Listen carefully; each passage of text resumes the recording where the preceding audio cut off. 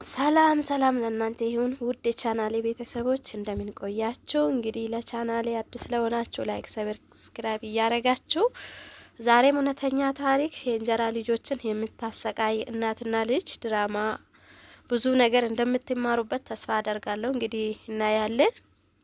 እንግዲህ የልመናቸው ልብስ አለ ለብሶ ነው ልመና ወጥቶ ወደ ቤት ሲመለሱ ልብሳቸውን ቀይሮ ወደ ቤት እንዲገቡ ልብሳቸውን ይቀይራሉ ማለት ነው። እህትና ወንድሞች ናቸው። የእንጀራ እናት ልመና እንዲወጡ አድርጋለች ማለት ነው። እንግዲህ ለምኖ ውሎ ወደ ቤት እየወጡ ነው ማለት ነው።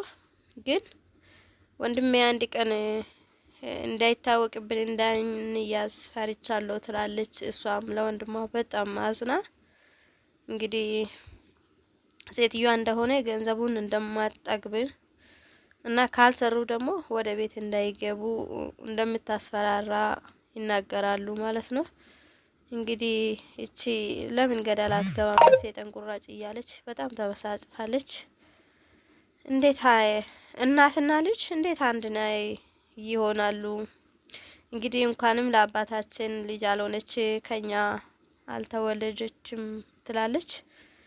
ግን ከነሱ ጋራ ምንም ነገር እንዳትነጋገሪ የነሱ መርዘኝነት ታቃለ ትላለች ማለት ነው። ግን ቤታችን እስከምንመለስ ድረስ ምንም ነገር አንልም ትላለች ማለት ነው። እንግዲህ ልመናቸውን ውሎ ወደ ቤት ይገባሉ። ወደ ቤትም ሲመጡ ግን እነዚህ ልጆች ለምንድን ነው ያልመጡ እያሉ ይቆጣሉ ማለት ነው። እነሱ ምን ነው እነዚህ ውሃ ሆኖ ቢቀሩ ትላለች። እናቴ እንደዚህማ መሆን የለበት ደግሞ የነሱ የገቢ ምንጫችን ስለሆነ ከነሱ ገንዘብ ስለምናገኘው እንደዚህ ማለት የለብሽም እናቴ እያለች እናትና ልጅ ይመካከራሉ። በዚህ ላይ እህትና ወንድም ልመናቸውን ጨርሶ የለመኑን ብር ይዞ ወደ ቤት ይመጣሉ። እንግዲህ ብሩን ጠረጴዛ ላይ ይኸው እያለች ትዘረግፋለች። ቀኑን ሙሉ ይሄን ነው ስንሰራ የዋል ነው እያለች እነዚህም ደግሞ ብሩን የቀለዱብን ነው እንዴት ይሄን ብቻ ቀኑን ሙሉ 5,000 ብር የማይሞላ እየለመኑ ይውላሉ። ጨዋታ መሆን አለበት እያለች እንግዲህ ትቆጣለች። እሷም ወንድሜ ተዋቸው እንደዚህ አትዩን ትላለች። እንግዲህ እሷን እህቴን ተዋት እኔን አናግሩኝ ትላለች። እንግዲህ ትቆጣለች ማለት ነው። ብሯንም ግን በዚህ ብር በእነሱ በለመኑ ብር ይሄ ብር ትንሽ ነው፣ እኔ ሁመኔር መግዛት አለብኝ፣ ግን ብሩም ትንሽ ነው ትላለች። እሷም መተኛት እንደፈለገችና እሷም ወደ ስራ እንዲገቡ አዘዘች ማለት ነው። እሷም አንተ ግቢና እቃውን እጠቢ፣ እሱ ደግሞ ቡናውን ያፍላልኝ ትላለች። የእንጀራ እናቷ ማለት ነው። እንግዲህ ከቻልሽ ተይኝ በቃሌ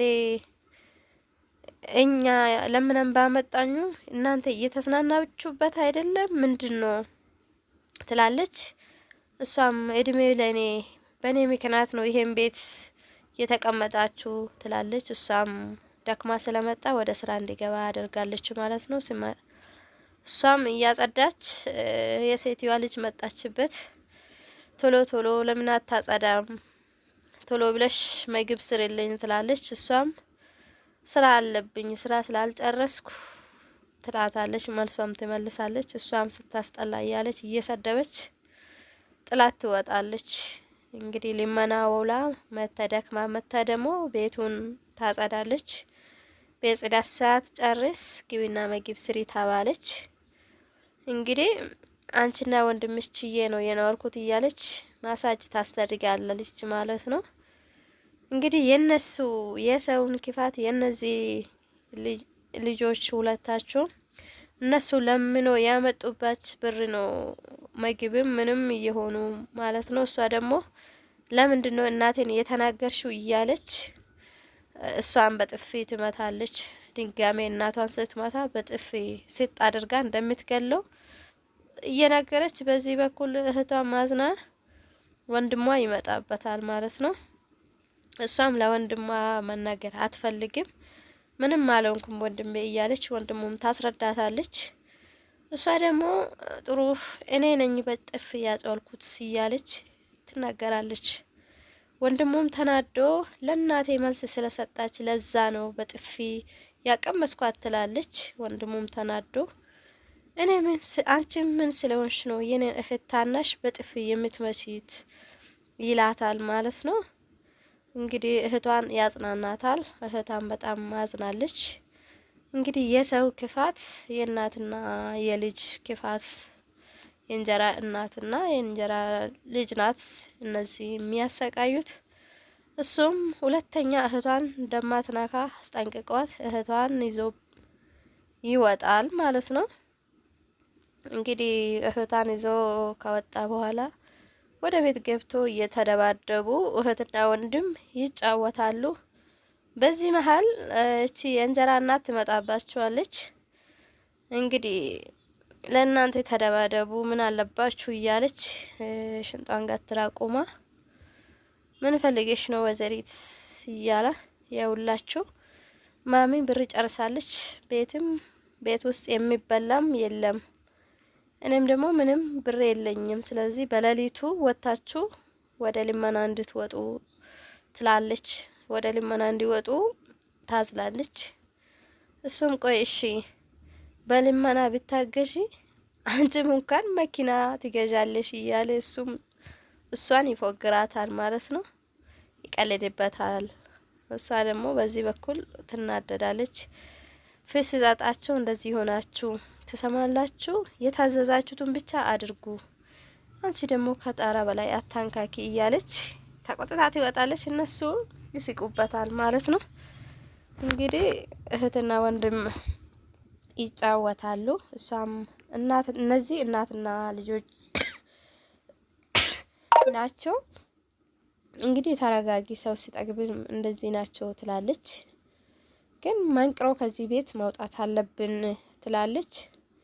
ግን መውጣት አንችልም፣ ታውቃለሽ አይደለ? የእነሱ ቤት ነው ያለን። እነሱ ለምነው ባመጡ ብር እንደሚኖሩ ያወራሉ። እቺ ደግሞ ልጅቷ ተደብቃ ምን እንደሚሉ ትሰማለች። በሯ ስር ተደብቃ ታዳምጣለች ማለት ነው። እንግዲህ ቤቱ የሚኖሩበት ቤት የነዚህ የሚለምኑ ሁለቱ ልጆች ናቸው ማለት ነው። እንግዲህ እሷም በእነሱ ብር ሁመን ሄር ታያለች ኦንላይን ላይ ማለት ነው። ይሄ ይሻላል እያለች እነሱ ለምነው ባመጡ ብር እነሱ ነው እንደፈለጉ የሚሆኑት ማለት ነው። አሁንም ደግሞ ለምነው ያመጡት ብርና ልብስ አለ ማለት ነው። እያወጣው ይሰጣቸዋል። መሬቱ ላይ የተደረገውን ወደ ጠረጴዛ እንዲደረግ እንጀራ እናትየው ትናግራለች። እነሱም ከፌስታሉ ውስጥ ብሩን አውጥቶ ጠረጴዛ ላይ ይዘረግፋሉ። እነሱም ግን ይሄን ብቻ ነው የሰሩ ብሎ እነሱን አያምኑም እና እያጭበረበሩ መሆኑን ጠዋት ወጥቶ ማታ ለሚመጡ ይሄን ብር ብቻ እንደሰሩ እንደለመኑ ይቆጣሉ ማለት ነው። ከዛ እናትየዋ ትነሳለች እና እያስጨበረበራችሁ ነው ብሎ ልብሳቸውን ትፈትሻለች። እነዚህ ልጆች ግን የሰሩት አምጥተዋል። ልብሳን ሰብስባ ወንድምየውንም እህቶንም ፈትሻ ምንም ነገር ታጣለች። እንግዲህ አሁንም በዛ እያለ እሱ ይቆጣታል። ለምኖ ካላመጣን ምንድነው የምናደርገው እያለ መልሱን ይመልሳል። ግን ብትቀመጥ አርፎ እንደሚቀመጥ ትነግራለች። እህትዮም ምን ልታደርግ እንደሆነ ምንድነው እያለች መልሷን ለእናቷ እንጀራ ትመልሳለች። ከቤት እንድትወጣ ታደርጋለች እና ብሩን ተቀብሎ እነዚህ ልጆችን አባርሮ ያስወጣሉ ማለት ነው። እንግዲህ በጣም ነው ልብ የሚሰብሩ ማለት ነው። እነዚህ ቁጭ ብሎ እነዚህ ልጆችን እያስለመኑ ብሩን ይቀበላሉ ማለት ነው። ስራ አይሰሩም። ከነዚህ ልጆች ነው ግን የታባታቸው ነው። ግን ደግ አደረግነ እነዚህ ሴሮች ግን ከነዚህ ጋራ መነጋገር እንደሌለብኝ የነሱ መርዘኝነት አውቆ ዝም በል እባክህ ወንድሜ እያለች ወንድሙን ታረጋጋለች ወንድምም ደግሞ የአባቴን ቤት መመለስ እንዳለብኝ ግን የኑዛዜ ወረቀት ከዚህ ቤት ሳልቀበል ንቅንቅ አልልም እያለ እቺ እንጀራ እናቷ ትመጣባቸዋለች። ከዛ እኛን ፈራጭ ቆራጭ እያረጋችሁ በጣም ጥሩ ነው፣ አብረን የምናይ ይሆናል። አሁን እናቴ በጣም አማ ስለሆነ አንቺ ግቢና ቡና አፍልለት፣ አንተ ደግሞ የኔና የእናቴን ልብስ ስለቆሸሸ ጽድት አድርጋ ይጠብልኝ ትላለች። ግን አላማችሁን በጣም ገብቶኛል። የእናቴን ቅጥል አድርጋችሁ ቤታችን ልትወርስ ነው፣ ይሄ ምንም አይሳካም ብላ ተናግራ ወደ ውስጥ ትመለሳለች። እንግዲህ የእነዚህን ልጆች በጣም አዝኖ በር ላይ ይቆማሉ ማለት ነው። ከዛ በኋላ ደግሞ ግን እነዚህ ልጆች አቃጥለው ሊደፉኝ ነው እያለች እሷም ታይ እኔም እሰራላቸው አይለው እያሉ ይመካከራሉ ማለት ነው። ግን ከነዚህ ልጆች ጋራ መኖር እንዴት ግፍ እንዳለ እንዴት እንደደበረ ትላለች። እንግዲህ የገቢ ምንጫቸው እነሱ ስለሆነ ቤቱም ደግሞ የልጆቹ ቤት ስለሆነ የኑዛዜ ወረቀት ስለሌለኝ ባዶ እጃችን እንደምንወጣ አትርሺ ትላለች እናቷ።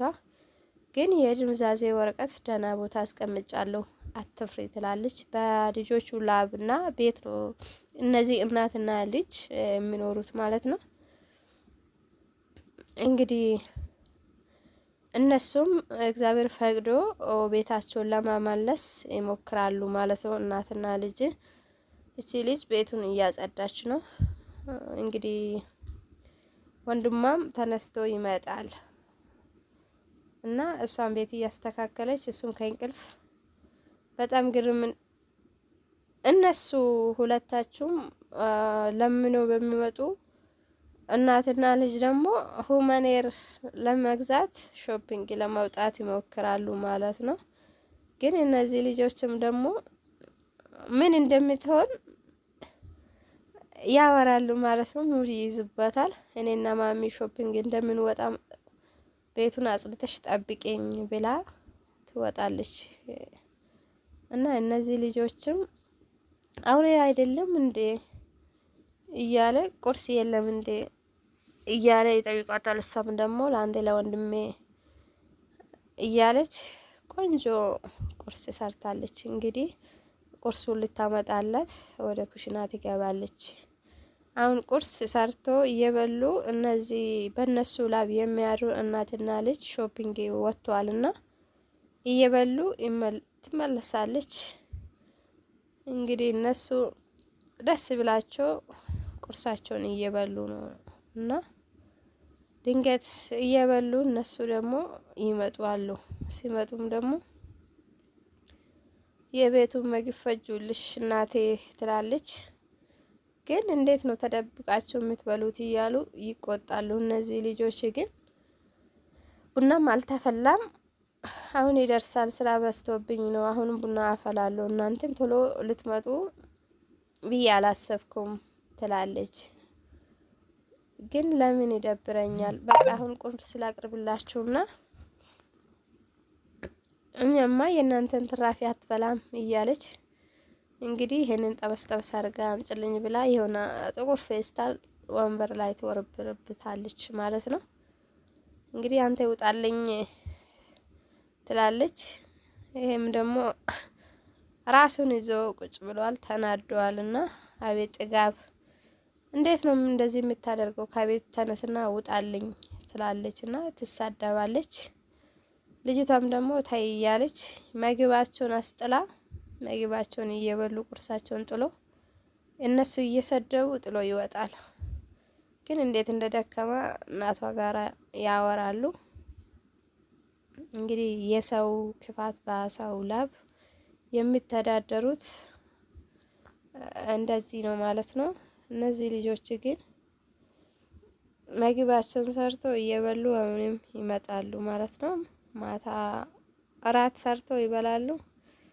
ሲበሉም ደግሞ ደንግጣ ቤት እናንተ የቀኑ ሳያንስ ብላችሁ ለሊት ተነሳችሁ ትበላላችሁ እያለች ምን አለ እህሉ ቢያርፍ እያለች ሙድ ትይዝበታለች እና እናቷን ትጠራለች። እናቷም አልሰማም ብላለች። እንግዲህ እየመጣች ነው ከእናቷ ጋር የሚበሉትን ነይ ጉድሽን እይ እያለች የሚበሉትን ምግብ ያያሉ ማለት ነው። እንግዲህ እነዚህ ምስኪኖች አዝነው ቁጭ ብለዋል። የቀን ሳይውቃችሁ ብላችሁ ነው አሁንም እንደዚህ የምትበሉት ትላለች። እሷም እንደራበ ታስረዳታለች። እንግዲህ እኔ የሸመትኩት ያረሰ ራሱ አይችላችሁም እናንተ እያለች ደህና ደሩ ብላ እናትና ልጅ ይሄዳሉ። ሄደው ወደ መኝታችሁ ይገባሉ። እንግዲህ እነዚህ ልጁም በጣም ተናዶ በቀላችኋለሁ እኔ በቀላሉ አልተውም እያሉ ግን በምግብ ራሱ እኛ ለምንን ያመጣን እንዴት ነው እንደዚህ የሚከራክሩኝ ይላቸዋል። እንግዲህ እነዚህ እሰራላችኋለሁ እያለ ልጁም ይዝታል።